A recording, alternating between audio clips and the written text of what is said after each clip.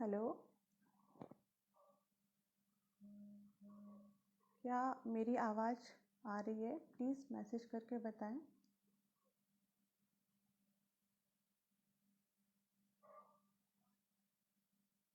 क्या मुझे सुन पा रहे हैं? हरिओम एवरीवन।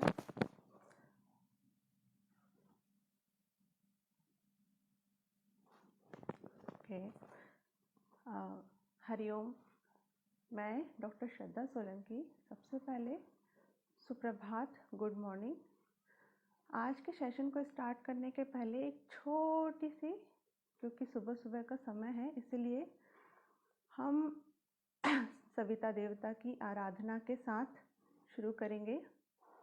सभी कमर गर्दन सीधी करके बैठ जाएं। गायत्री मंत्र। ओम भूर्भुवस्वः तत्सवितुर्वरेण्यं भर्गो देवस्य धीमहि धियो यो नः प्रचोदयात्। ओम। धीरे से हाथों को रखो, आंखों पे लगाएं। सुप्रभात। एक बार फिर से सबसे पहले तो मैं राजमाता अहिल्या योग केंद्र इंदौर का धन्यवाद ज्ञापित करना चाहूँगी। इनकी पूरी टीम का धन्यवाद ज्ञापित करना चाहूँगी।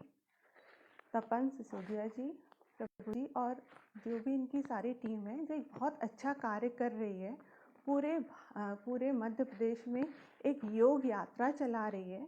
एक ऐसी योग यात्रा जो कि योगमय है, योग का विस्तार कर रही है, योग के ज्ञान का विस्तार कर रही है। इसलिए यह अपने आप में बहुत उत्कृष्ट लेवल का कार्य है। मैं सभी को शुभकामनाएं और धन्यवाद ज्ञापित करती हूँ, पूरी टीम को। इसके बाद मैं अपना छोटा सा परिचय देना चाहूँगी। मैं डॉक्टर श्रद्धा सोलंकी सागर ज़िले से बिलोंग करती हूँ। तो हम चर्चा करें आज के विषय पे। तो आज का हमारा जो विषय है वह है योग तनाव प्रबंधन पे। योग द्वारा तनाव प्रबंधन किस तरह योग में किया जा सकता है, योग के माध्यम से किया जा सकता है। तो सबसे पहले हम अगर अपने समाज में, अपने आसपास, अपने दैनिक जीवन में देखें तो ये तनाव जो शब्द है बहुत कॉमन है। बहुत कॉमनली चारों तरफ हमारे खुद के जीवन में भी हमने महसूस किया होगा और समाज में भी सुना होगा। जैसे कि जॉब स्ट्रेस, एक्यूपेशनल स्ट्रेस और फैमिली स्ट्रेस, सोशल स्ट्रेस, ऐसे न जाने कितने तरह के स्ट्रेस हम रोज़ अपने दैनिक जीवन में सुनते रहते हैं। और एक अगर हम इसको थोड़ा सा शटल लेवल पे समझने का प्रयास करें तो हम ऐसा भी सुनते हैं psychological stress, psycho social stress, psycho spiritual stress, न जाने कितने स्ट्रेस सुनाई देते हैं, एक्यूट स्ट्रेस, क्रोनिक स्ट्रेस। इस तरह से जो स्ट्रेस, तनाव शब्द बहुत बुरी तरह हमारे जीवन का एक अंग बन चुका है। तो वास्तव में ये तनाव है क्या? आज का हम जो सेशन करेंगे, पहले हम तनाव को समझेंगे, योग को समझेंगे और फिर योग की जो अवधारणा है, योग में जो इसके लिए उपचार डायरेक्ट और इनडायरेक्ट रूप से वर्णित है उसकी हम बात करेंगे। तो तनाव है क्या? तनाव वास्तव में जो तनाव शब्द है वो स्ट्रेस से बना हुआ है। Stress means straining. इसका अर्थ होता है टू बी प्रेस्ड डाउन, मानसिक दबाव, मानसिक पीड़ा। एक ऐसा मानसिक दबाव, एक ऐसी मानसिक पीड़ा जिससे निकलने का अथक प्रयास हमारा शरीर करता रहता है ना। तो इस तरह जब हमारा शरीर इससे निकलने का अथक प्रयास कर रहा होता है तो एक बहुत रिएक्शन हमारे शरीर के अंदर, हमारे मन के अंदर आ रहे होते हैं, जिसको हम बोलते हैं डर। जैसे कि हमें अचानक से तनाव हुआ, हमें डर लगने लगता है, हार्ट बीट बढ़ जाती है, पसीना आने लगता है, न जाने ऐसे ही कितने चेंजेस शरीर के अंदर आते हैं। तो जब इस तरह के चेंजेस शरीर के अंदर आते हैं और रिएक्शन हमें शरीर में दिखाई देता है, तो वो किस कारण होता है? क्योंकि हमारा sympathetic nervous system, endocrinal system ये एक्टिवेट हो जाते हैं, एक उत्तेजनशील अवस्था में आने लगते हैं, और इसी को psychology fight and flight response के नाम से जानती है। मतलब तनाव में एक प्रतिक्रिया होती है जिसको हम फाइट एंड फ्लाइट रिस्पॉन्स कहते हैं। अब ये फाइट एंड फ्लाइट रिस्पॉन्स है क्या? हम इसको अगर ऐसे समझें तो लड़ो और भागो प्रतिक्रिया। जब भी हमारे सामने चुनौती युक्त परिस्थिति निर्मित होती है, तो उस परिस्थिति विशेष में हमारे अंदर दो तरह के कॉन्फ्लिक्ट चल रहे थे, दो तरह की चीज़ें चल रही होती, या तो हम उसका सामना करें या हम उससे दूर होने का या उस परिस्थिति से, उस चुनौती से भागने का प्रयास करने लगते हैं, उससे अपने आप को बचाने का प्रयास करने लगते हैं। तो इसी को फाइट एंड फ्लाइट रिस्पॉन्स कहते हैं, लड़ो या भागो प्रतिक्रिया। मतलब शरीर अपनी आवश्यकता अनुसार एक अविशिष्ट अनुक्रिया प्रस्तुत करती है। जब भी चुनौती युक्त परिस्थिति निर्मित होती है तो हमारा शरीर अपनी आवश्यकता अनुसार एक ऐसी अविशिष्ट अनुक्रिया करने लगता है। इसी अविशिष्ट अनुक्रिया को हैंस सैली ने तनाव कहा है। पर जब जब ऐसे तनाव चुनौती उत्पन्न होती है तो जो बॉडी ऐसी एक अलग तरह की अनुक्रिया करती है, तो वहाँ पे एक अनुकूलन की आवश्यकता होती है। अगर ये अनुकूलन कंटिन्यू हो रहा है तो ठीक है, पर अगर नहीं हो पा रहा है तो वो व्याधि का रूप ले लेता है। अब कैसे? तो यहाँ पर कोई भी घटना या परिस्थिति या चुनौती एक उद्दीपक के रूप में प्रस्तुत है हमारे सामने, स्टिमुलेट कर रहा है, और उसके कारण जो अनुक्रिया हमारे मन में, हमारे शरीर में होती है, उसी को मनोवैज्ञानिक और दैहिक आधार पर हम रिस्पॉन्स कहते हैं, अनुक्रिया कहते हैं। तो यहाँ पर एक घटना है, परिस्थिति है, और एक मनोस्थिति है। परिस्थिति और मनोस्थिति ये दोनों का जब समन्वय सही से चलता रहता है तो हम एक संतुलन वाली स्थिति में होते हैं, और हम कहना चाहिए कि हम तनाव के उस स्टेज में होते हैं जहाँ पर हम स्वस्थ हैं। मतलब यूस्ट्रेस में है, जिसकी चर्चा हम अभी करेंगे। पर अगर इसी तरह से समझने का प्रयास करें तो मन की मनस्थिति और परिस्थिति, इनके बीच में जो उठा हुआ आवेग है वो वास्तव में तनाव है। तनाव की इस परिभाषा को हम ऐसे आराम से समझ सकते हैं। तो अब प्रश्न उठता है कि मनस्थिति और परिस्थिति के बीच उठा आवेग तो तनाव है, पर क्या तनाव के बिना जी पाना संभव है? क्या हम तनाव के बिना भी जी सकते हैं? तो नहीं मित्रों, हम तनाव के बगैर नहीं जी सकते। हमें आवश्यकता है इसको हैंडल करने की, इसको काबू में लाने की, इसको मैनेज करने की। तभी हम सही चीज़ों से सही तरीके से डील कर सकते हैं। एक छोटा सा उदाहरण लेते हैं। मान लो एक विद्यार्थी वर्ग है, और विद्यार्थी वर्ग है जिसके सामने परीक्षा नाम का एक चुनौती उपस्थित है। तो जब विद्यार्थी को ये पता चलता है कि उसकी परीक्षा होनी है या परीक्षा की घड़ी आने वाली है, तो वो अपने आप को अंदर से तैयार करना शुरू कर देता है। उसके अंदर एक बहुत सारे चेंजेस फिर शरीर के अंदर होने लगते हैं। तनाव उसको एक लेवल पे होने लगता है, और उस तनाव, अगर वो तनाव एक लिमिट में है तो वो अलर्ट हो जाएगा, और अलर्ट होकर उसकी प्रिपरेशन में पूरी तरह लग जाएगा। पर अगर ये लिमिट क्रॉस कर गई, मतलब ज़रूरत से ज़्यादा तनाव होने लगा, तो वो ही अलर्टनेस ख़त्म होके उसके अंदर डर, घबराहट, पसीना आना, ओवर थिंकिंग, बार बार नकारात्मक विचारों का आना, ये प्रक्रिया चलती रहेगी, और इस तरह से वो उससे कोप अप करने में असमर्थ महसूस करने लगेगा। तो हम कह सकते हैं कि तनाव जब संभलने की क्षमता पर अतिक्रमण नहीं कर पाता है, संभलने की क्षमता के अंदर रहता है, तो वो इस यूस्ट्रेस है, और संभलने की क्षमता पर जब अतिक्रमण कर देता है तो वही तनाव डी स्ट्रेस बन जाता है। तो इस तरह से तनाव के दो प्रकार हो गए, यूस्ट्रेस एंड डी स्ट्रेस। ये तो हो गई तनाव शब्द की सामान्य व्याख्या, साइकोलॉजिकल व्याख्या। अब हम थोड़ा सा इसको और हमारे मॉडर्न आधुनिक मनोविज्ञान से हटके भारतीय मनोविज्ञान के आधार पर, योग विज्ञान के आधार पर समझने का प्रयास करते हैं। तो दो शक्तियाँ जब एक दूसरे के विपरीत, एक दूसरे के विपरीत दिशाओं में कार्य कर रही होती हैं, तब उस परिस्थिति विशेष में तनाव की उत्पत्ति होती है। जैसे व्यक्ति यदि एक किसी विशेष विधि से कार्य करना चाहता है, तो ये एक शक्ति है जो विशेष विधि से कार्य करना चाह रहा है, और दूसरी शक्ति उसे ऐसा करने से रोकती है। अब इस बात को हम कैसे समझें? तो इस बात को हम एक बाहरी और आंतरिक दोनों उदाहरणों के माध्यम से समझ सकते हैं।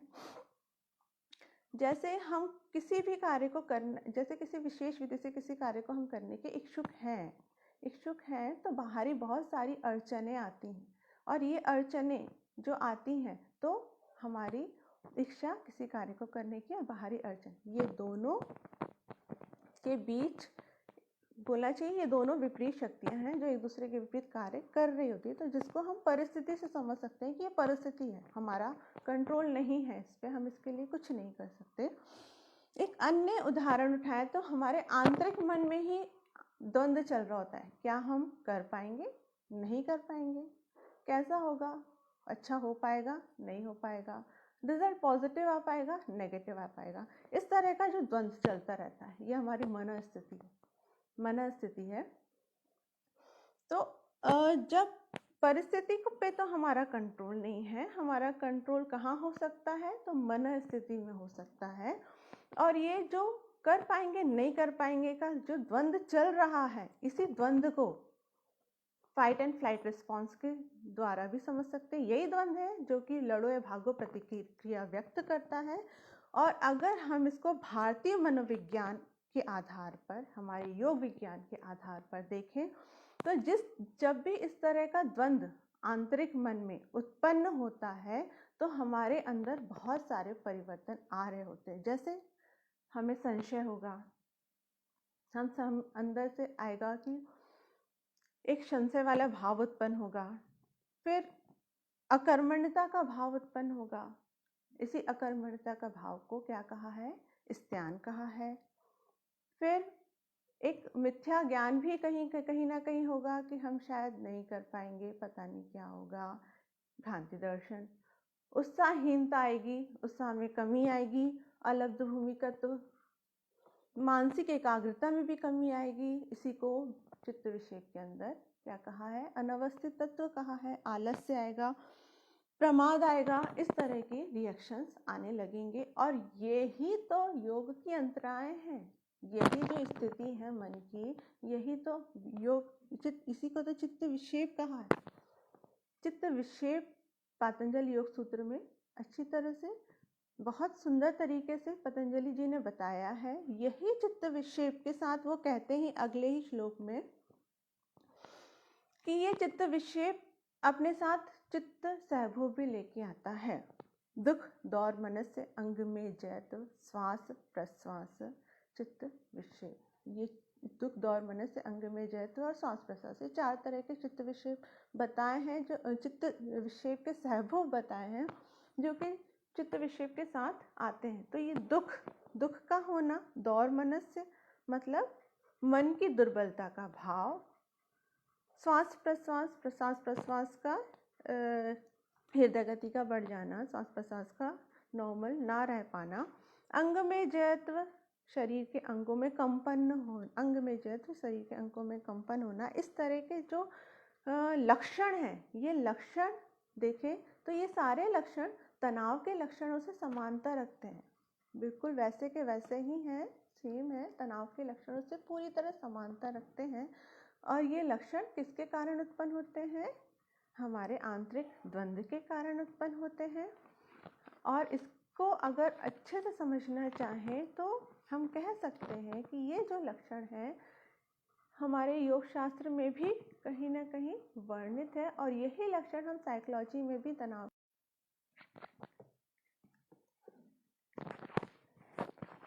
तो ये चित्त विक्षेप कब होगा? ये चित्त विक्षेप किन परिस्थितियों में कैसे होगा, अगर हम इन चीज़ों की बात करें, इस विषय पर चर्चा करें, तो चित्त का विक्षेप होता है हमारे मन में उठे हुए दूषित विचारों से, जैसे कि हम समझ सकते हैं पंच क्लेश के रूप में। तो चित्त का विक्षेप होगा पंच क्लेश के रूप में। क्लेशित मन, जो क्लेश है, यही क्लेश है जो मन को क्या कर देता है, दूषित कर बुद्धि को भी हमारी कैसा बना देता है, अविवेकी बना देता है। हम निर्णय नहीं ले पाते, हम कुछ भी सोचने लगते हैं, हम ओवर थिंकिंग, नकारात्मक विचारों से घिर जाते हैं, नकारात्मक व्यवहार से घिर जाते हैं, क्लिष्ट वृत्तियों से घिर जाते हैं। तो पंचक्लेश के बारे में बताया, अविद्या, अस्मिता, राग, द्वेष, अभिनिवेश। तो सबसे पहले अविद्या से ही अहंकार की उत्पत्ति होती है और इस अहंकार से इच्छाएं पैदा होती हैं। यही इच्छाएं हैं जो राग और द्वेष के माध्यम से हमारे अहंकार को पोषित करती है, हमारे अहंकार को ऊर्जा देती है।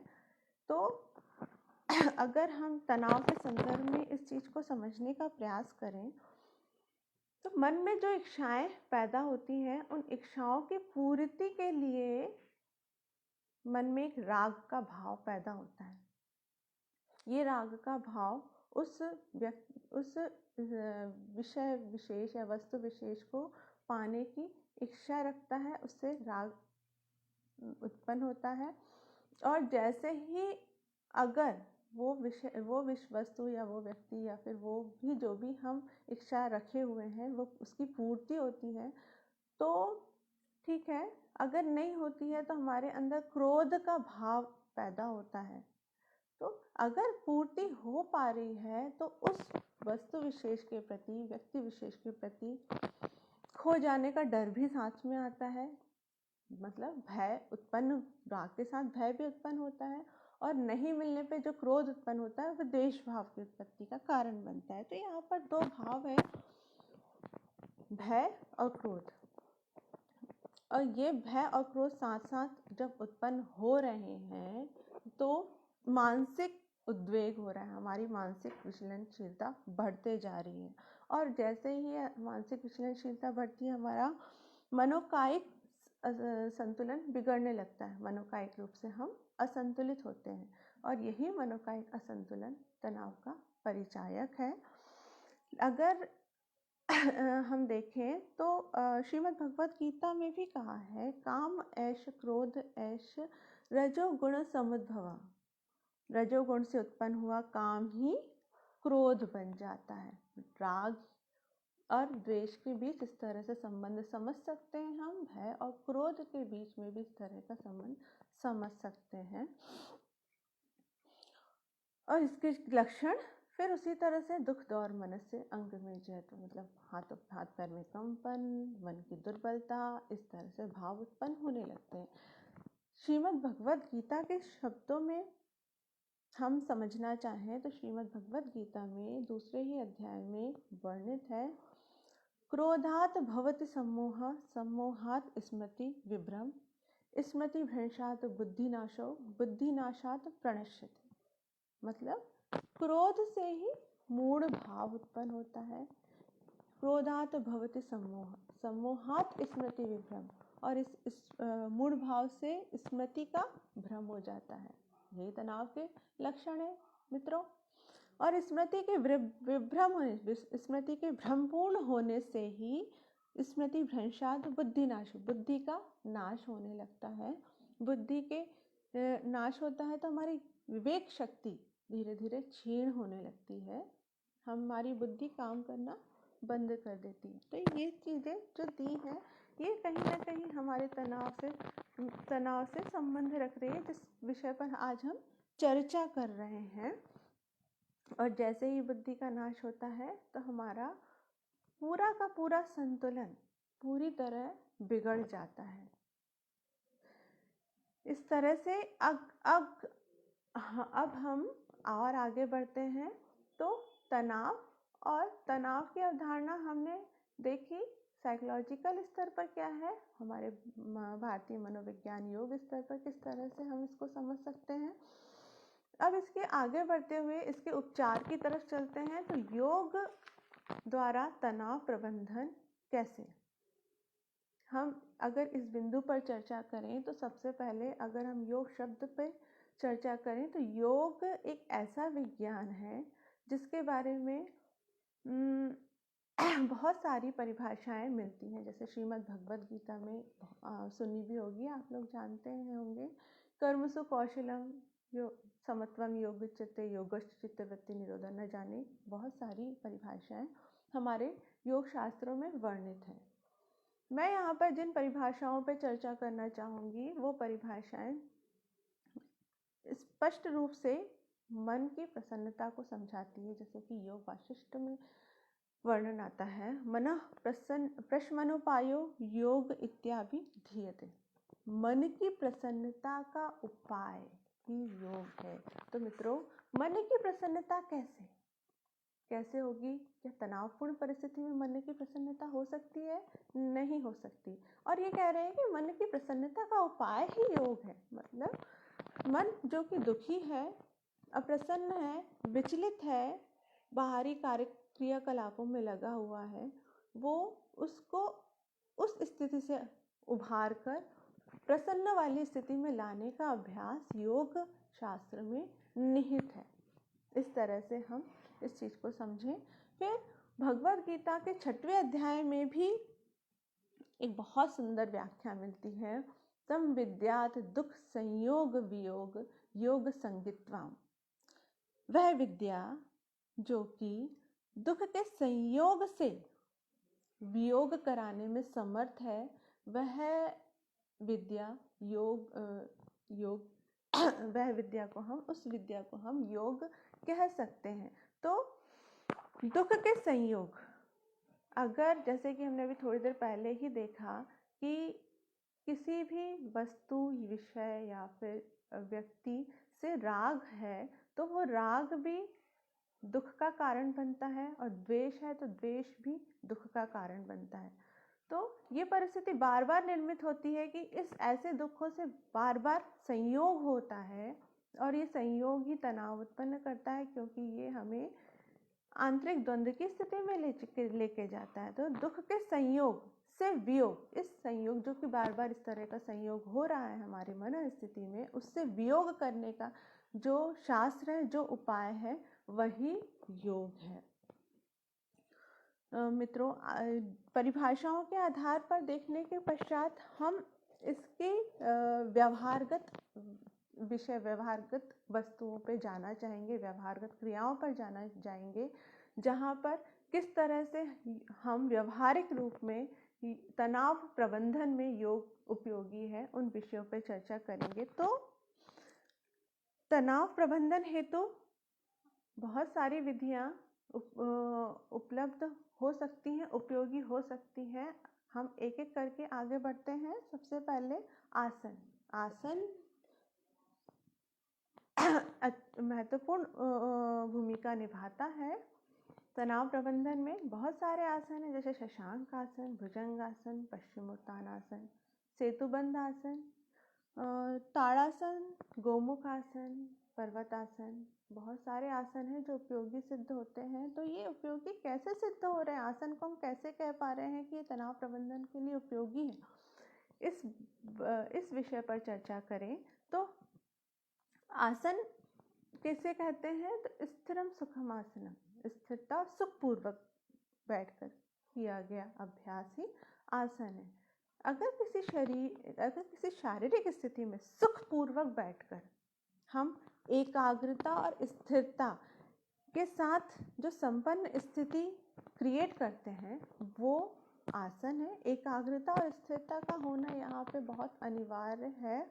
यही एकाग्रता और स्थिरता चेतना की समस्थिति, चेतना की समरसता का भाव को विकसित करती है। यही एकाग्रता और स्थिरता है जो कि आसन के साथ इंक्लूड होता है। अगर ये आसन के साथ ना जुड़े तो ये सिर्फ शारीरिक व्यायाम है।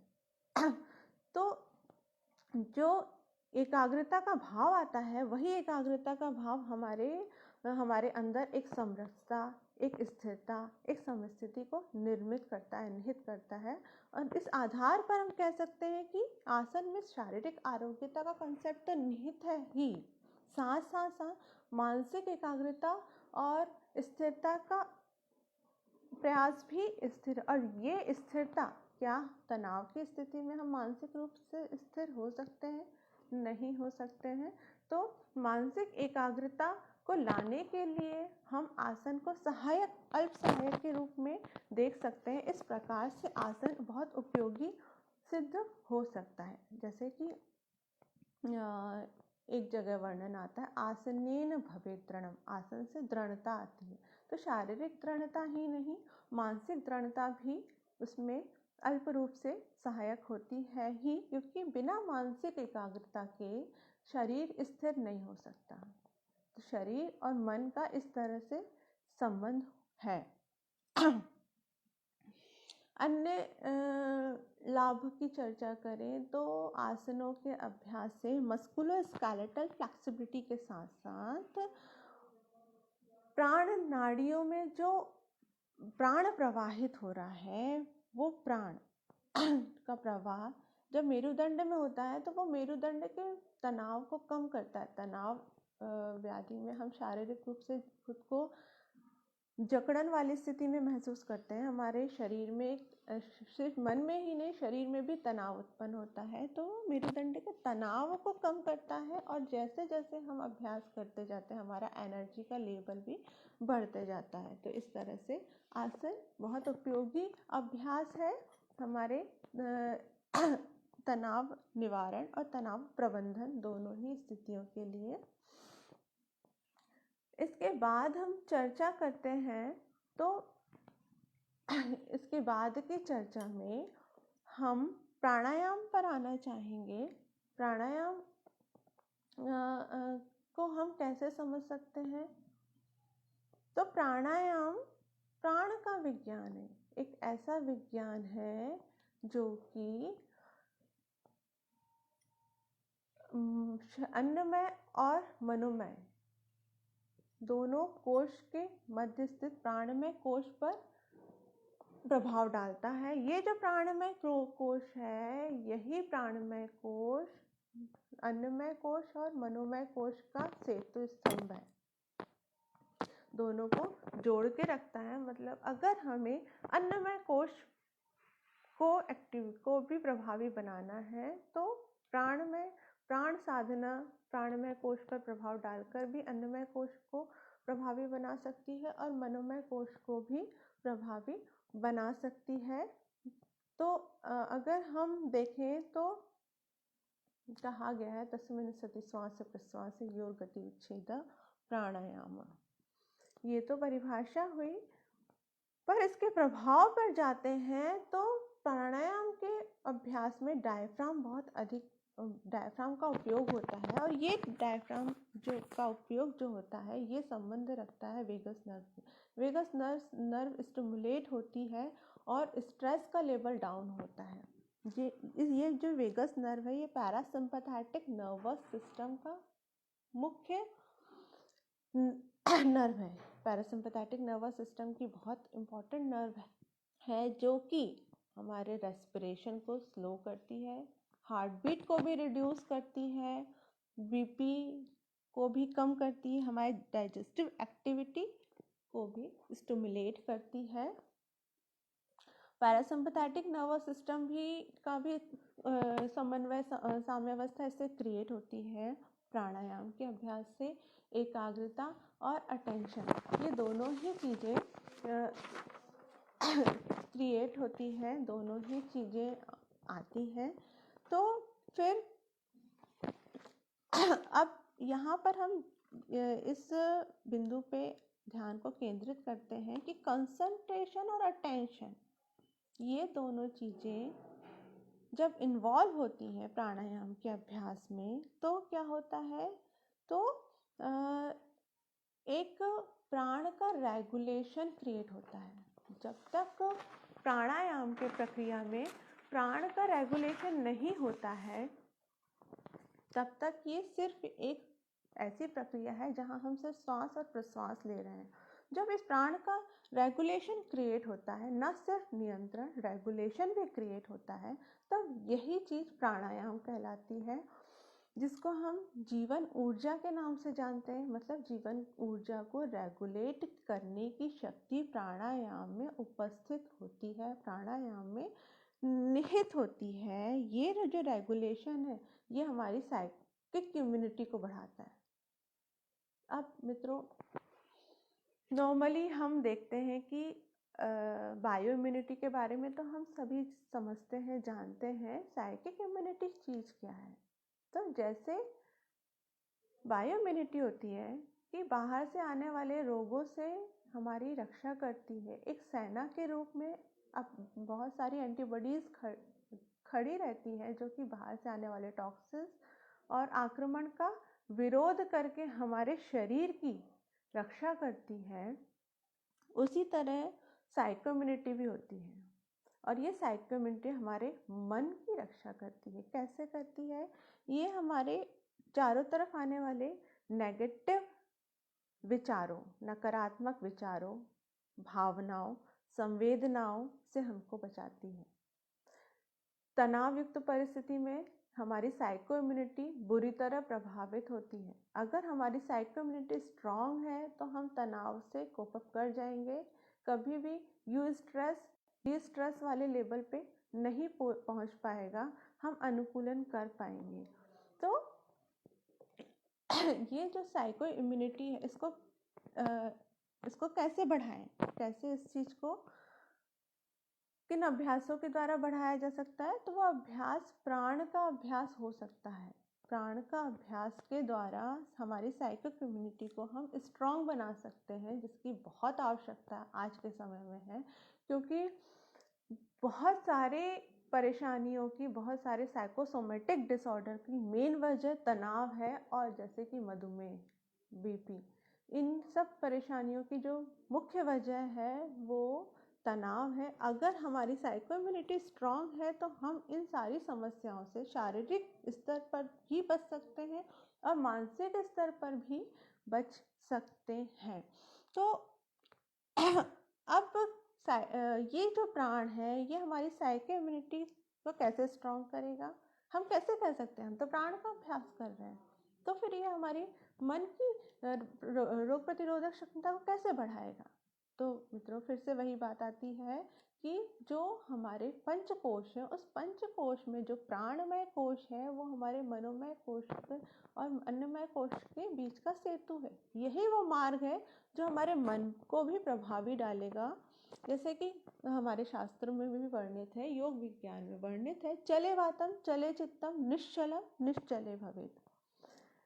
चले वातम चले चित्तम, अगर प्राण चलायमान है, वायु चलायमान है, तो हमारा चित्त भी चलायमान रहता है। और अगर ये निश्चल है, प्राण को अगर हम निश्चल रूप में ले आए, स्थिर रूप में ले आए, एक समन्वयात्मक रूप में ले आए, तो हमारा मन भी निश्चल भाव में परिणत हो सकता है। ये बहुत सुंदर उदाहरण और सुंदर व्याख्या है प्राण के द्वारा मन मानसिक इम्यूनिटी को बढ़ाने की, साइकिक इम्यूनिटी को स्ट्रांग करने की।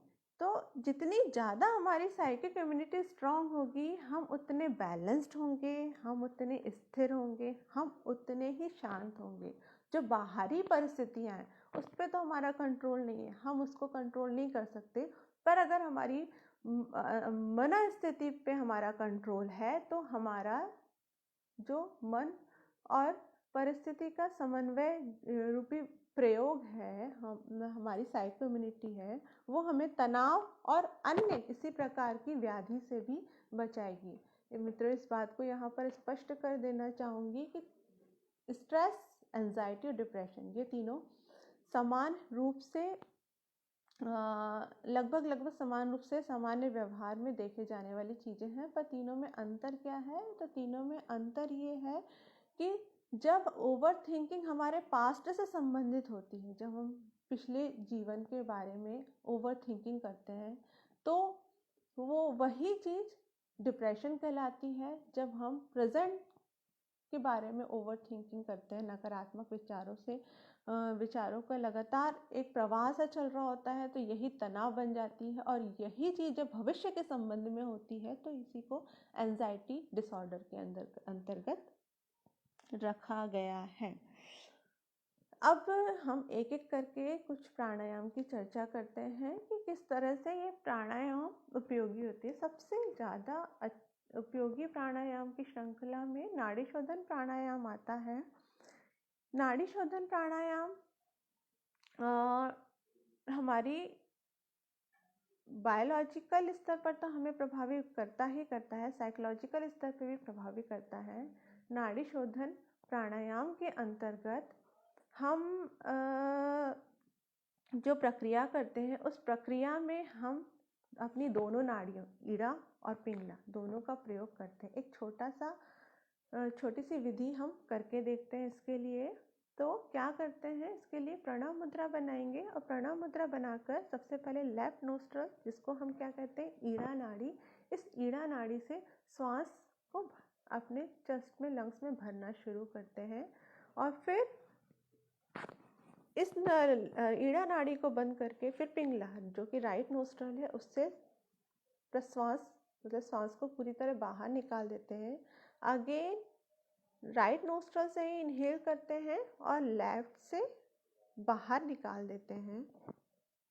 तो ये इस तरह से ईड़ा और पिंगला दोनों का प्रयोग कर रहा होता है। एक बार हम करके देखते हैं। बिल्कुल शांत बैठ के सांस लेंगे लेफ्ट से, फिर लेफ्ट को बंद करके राइट से पूरी तरह खाली, अगेन राइट से लेके लेफ्ट से पूरी तरह खाली करेंगे।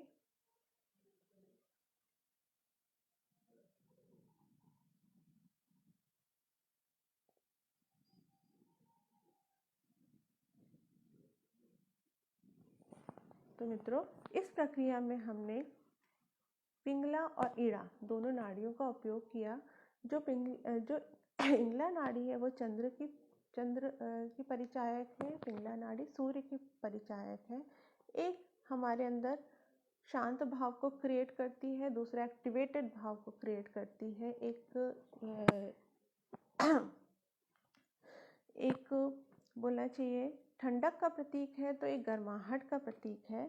जब हम इस प्राणायाम को करते हैं तो बायोलॉजिकल स्तर पर देखें तो यहाँ पर लेफ्ट और राइट दोनों नोस्ट्रल के उपयोग करने के कारण हमारा जो लेफ्ट नोस्ट्रल है वो राइट हेमिस्फीयर से कनेक्टेड होता है और जो राइट नोस्ट्रल है वो लेफ्ट हेमिस्फीयर से कनेक्टेड होता है। तो इस तरह दोनों के बीच बैलेंस बनाते हैं, क्योंकि तनाव युक्त परिस्थिति में सबसे ज़्यादा हमें एनर्जी की ज़रूरत होती है, ऊर्जा की ज़रूरत होती है। बहुत ज़्यादा ऊर्जा का क्षति होती है, ऊर्जा का क्षय होता है और उस ऊर्जा के क्षय होने के कारण हमें शरीर में ऑक्सीजन की भी कमी होती है। हम बहुत तेज़ी से सांस लेने लगते हैं, जिसके कारण हार्ट बीट बढ़ने लगती है और बहुत ज़्यादा अलर्टनेस आने के कारण भी शरीर को ऊर्जा की आवश्यकता होती है, जिसके कारण हमारा जिसके कारण हमारा इक्विलिब्रियम बिगड़ जाता है। और जब हम दोनों नोस्ट्रल का उपयोग करते हुए नाड़ी शोधन प्राणायाम का अभ्यास करते हैं तो राइट हेमिस्फीयर और लेफ्ट हेमिस्फीयर के बीच में एक समन्वयात्मक प्रक्रिया क्रिएट होती है, इक्वली समन्वय बनता है।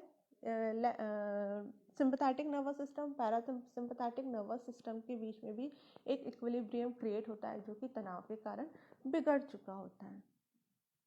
और इसी चीज़ ये तो हमने देखा है इसका बायोलॉजिकल इफेक्ट। फिर हम आगे बढ़ें और थोड़ा और शटल लेवल पर जाने का प्रयास करें।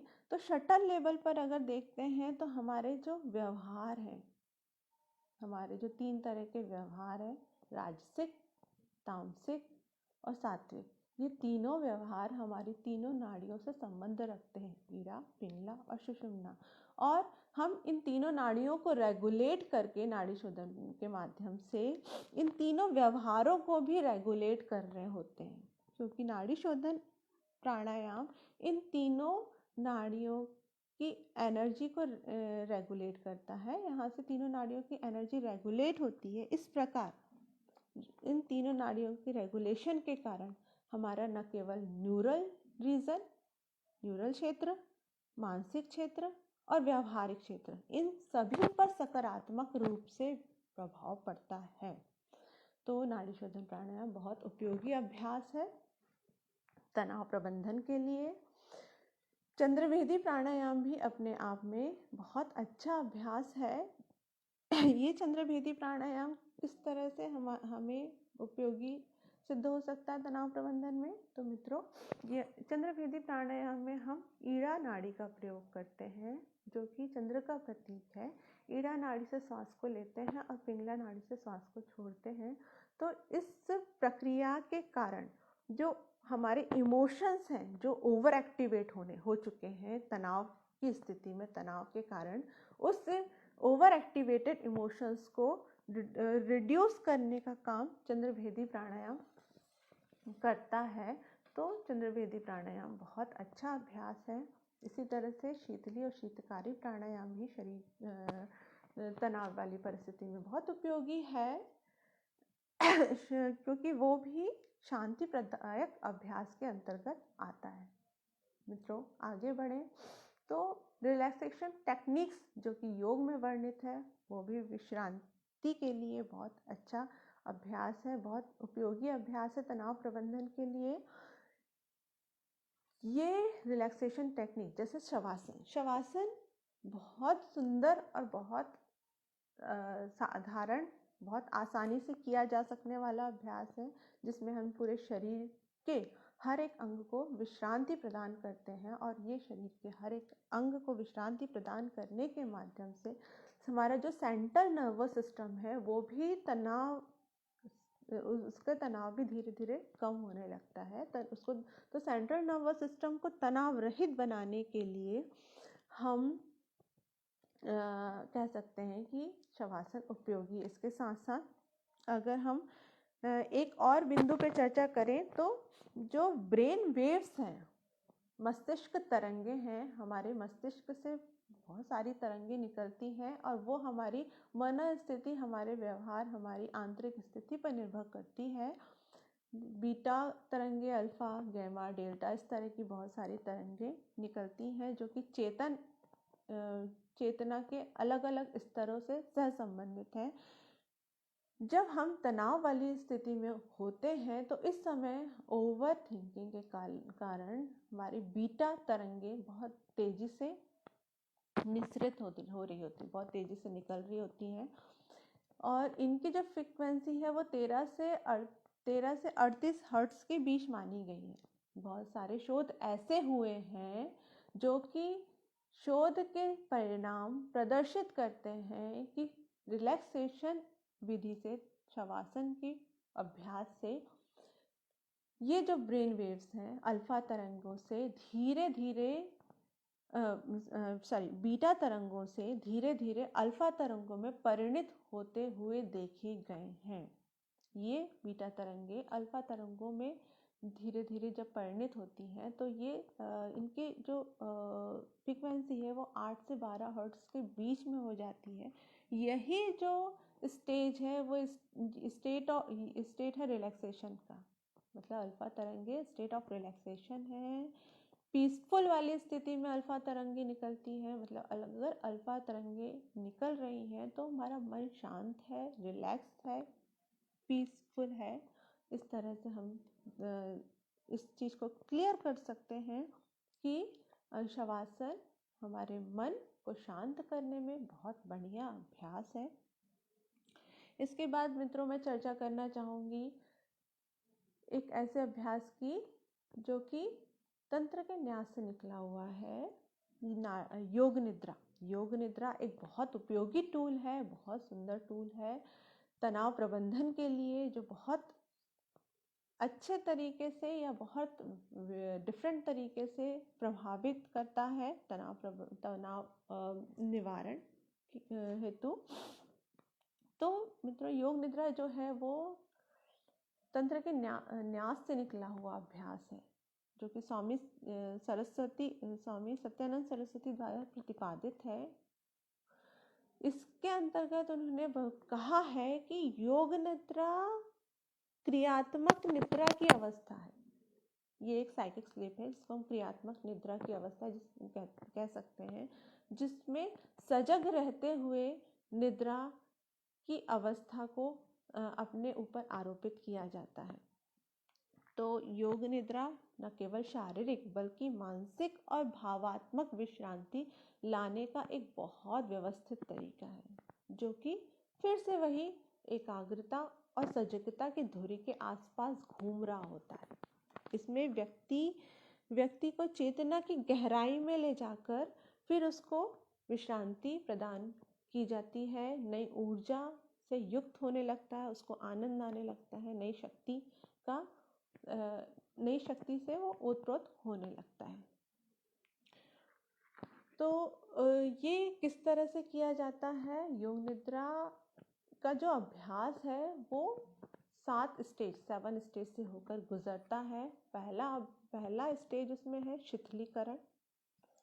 शरीर को शिथिल किया जाता है, एक एक करके शरीर के हर एक अंग पे अपने ध्यान को, अवधान को ले जाते हुए और उसको शिथिल और ढीला छोड़ा जाता है। पूरी तरह से उसको शिथिल करने का प्रयास किया जाता है। शरीर के हर एक अंग, ऑर्गन को धीरे धीरे जब शरीर शिथिल हो जाता है तो दूसरे स्टेज में हम प्रवेश करते हैं, जिसको कहते हैं संकल्प। संकल्प इस विधि का बहुत महत्वपूर्ण अंग है। एक छोटा सा सकारात्मक संकल्प यहाँ पर लिया जाता है, और ये जो संकल्प है ये विकासात्मक और रचनात्मक दोनों तरह का हो सकता है। अभ्यासी के अंदर संकल्प को प्रविष्ट कराया जाता है।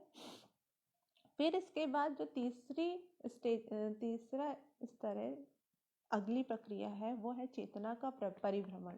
इस चेतना के परिभ्रमण में क्या किया जाता है? बहुत तेजी से शरीर के हर एक अंग पर, ऑर्गन पर दोबारा से चेतना को ले जाया जाता है, घुमाया जाता है। चौथे नंबर का स्टेज जो है वो है श्वास। यहाँ पर अपने अवधान को एक एक कर श्वास पर, शरीर से हटाते हुए श्वास पर केंद्रित किया जाता है। देखा जाता है, अनुभूति की जाती है किस तरह श्वास हमारे नासिका छिद्रों से होते हुए, हमारे लंग से होते हुए नाभि तक के पार्ट में जा रहा है, किस तरह से वापस आ रहा है, किस तरह से श्वास लेते हुए शरीर का विस्तार हो रहा है और श्वास छोड़ते हुए शरीर का संकुचन हो रहा है। इस प्रक्रिया में अपने अवधान को केंद्रित किया जाता है। इसके अगले चरण में मानस दर्शन की प्रक्रिया होती है। मानस दर्शन के अंतर्गत बहुत सारे प्रतीकों के दर्शन किए जाते हैं। कल्पना की जाती है, भावना की जाती है। बहुत डिफरेंट तरीके से हम इसको कर सकते हैं, जिसकी विस्तृत चर्चा कर पाना संभव नहीं है। तो इसके बाद अगले चरण पे जाए तो हम पुनः संकल्प को दोहराते हैं। जो एक छोटा सा संकल्प जो हमने अभ्यास के शुरुआत में लिया था, उस संकल्प को पुनः दोहराया जाता है। और अगला चरण है समाप्ति। इस समाप्ति के चरण में पुनः शरीर पे अपने अवधान को लाते हुए धीरे धीरे चेतन अवस्था में आने का प्रयास होता है। इस तरह से ये 7 चरणों में विधि संपन्न होती है। इस प्रक्रिया की विशेषता यह है कि इस प्रक्रिया में जो हमारा अवधान शारीरिक स्तर से प्राणिक स्तर पर जाता है, तो शारीरिक से प्राणिक सजगता के स्तर में जब अभ्यासी पहुंचता है तो यह चेतन मन से संबंध रखता है। तो अभ्यासी का जो संपर्क होता है वो चेतन मन से होता है, जब जो शारीरिक से प्राणिक सजगता की ओर जाता है। और इस क्रम के आगे बढ़ते हुए जब वह प्राणिक सजगता से मानसिक सजगता की ओर पदार्पण करता है, तो ये अब अभ्यासी का जो मन है वो चेतन स्तर से हटकर एक गहरे स्तर, अवचेतन मन में प्रवेश कर रहा होता है। अवचेतन मन में अवधान पूरी तरह लगा होता है, चेतन मन से उसका ध्यान हट चुका होता है।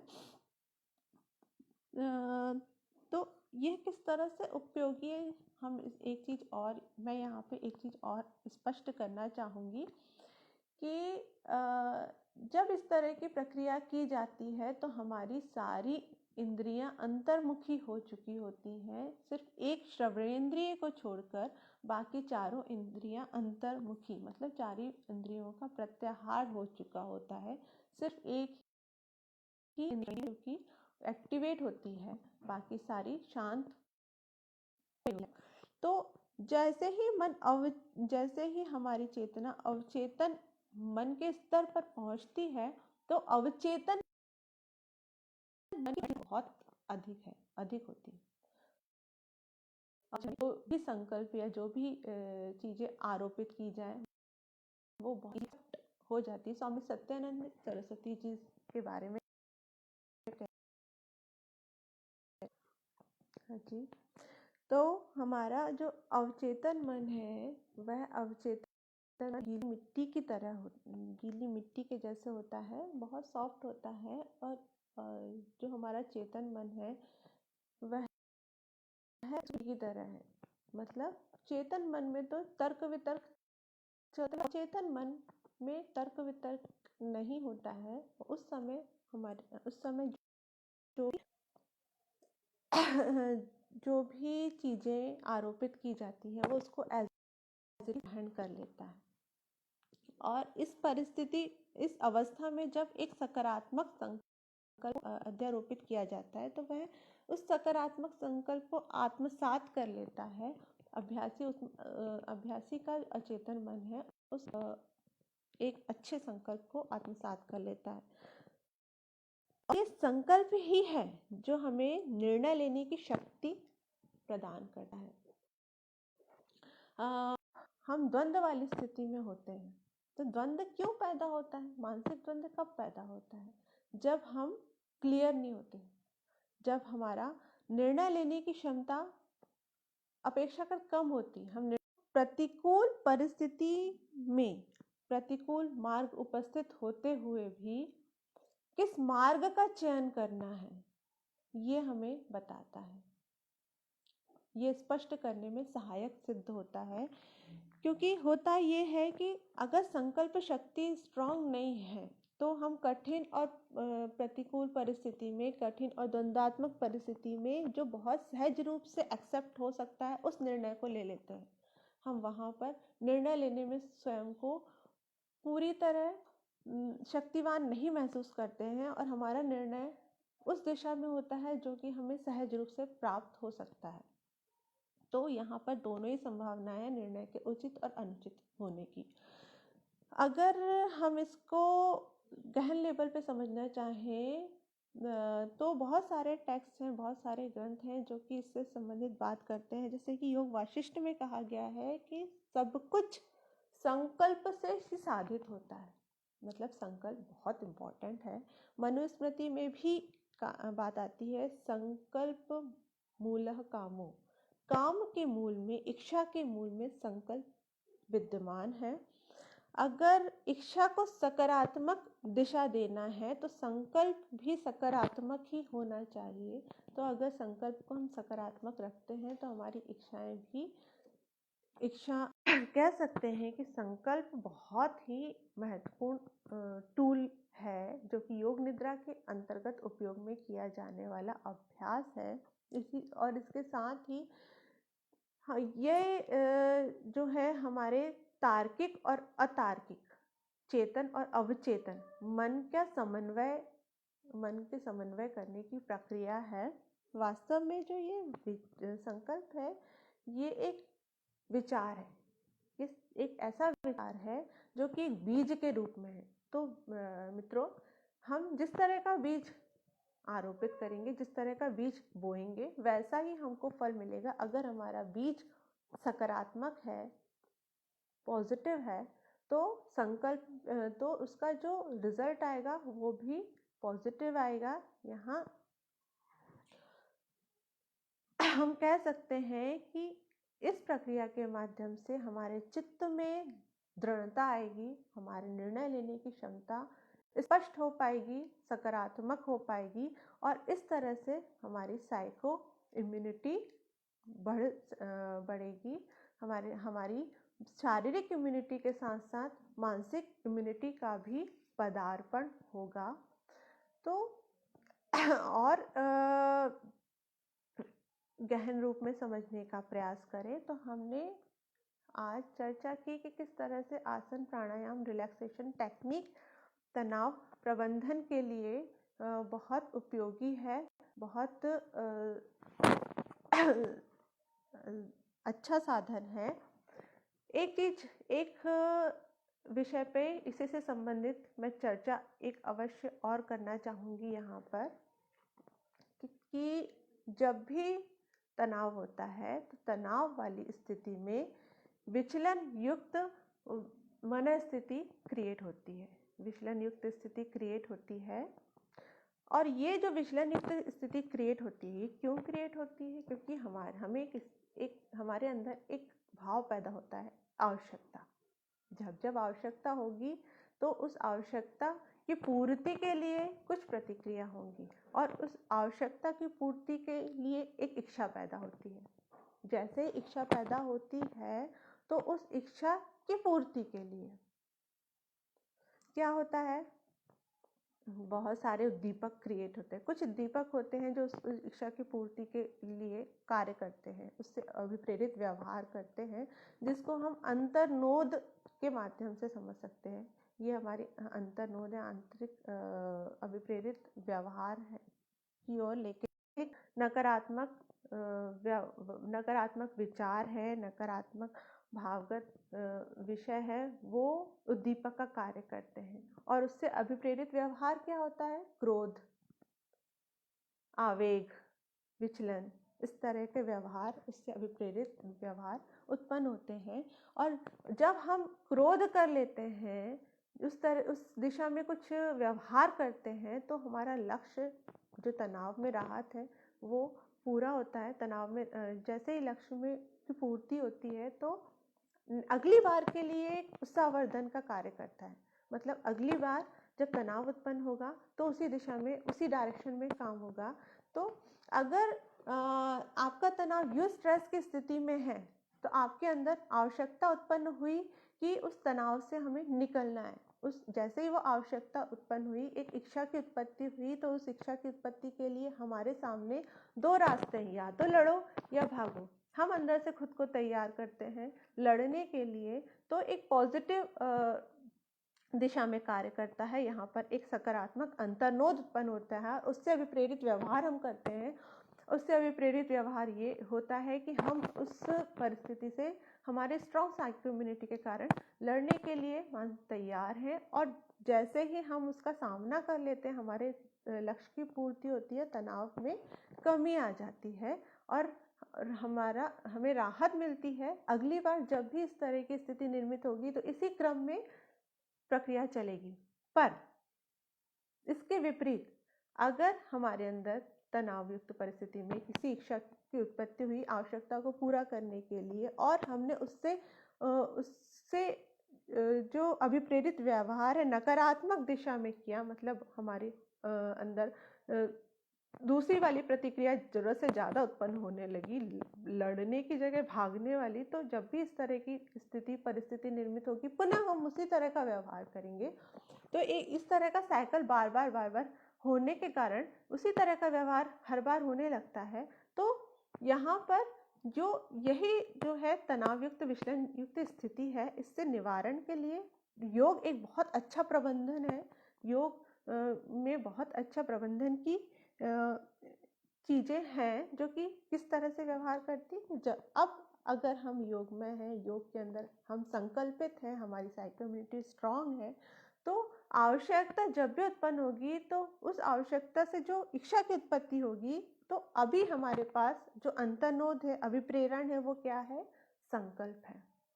वो क्या है? क्लियर डिसीजन लेने की क्षमता है। तो उससे अपेक्षित व्यवहार हम करेंगे और इस तरह लक्ष्य की पूर्ति करते हुए हर बार जब भी तनावयुक्त परिस्थिति निर्मित होगी तो मनस्थिति के स्ट्रांग होने के कारण हम इस तनाव को प्रबंधित कर पाएंगे और हम एक बहुत ही सामान्य और स्वस्थ जीवन जीने में सफल हो पाएंगे। तो मित्रों, मेरा विषय जो तनाव प्रबंधन था योग के माध्यम से, उस विषय पर मैंने चर्चा की।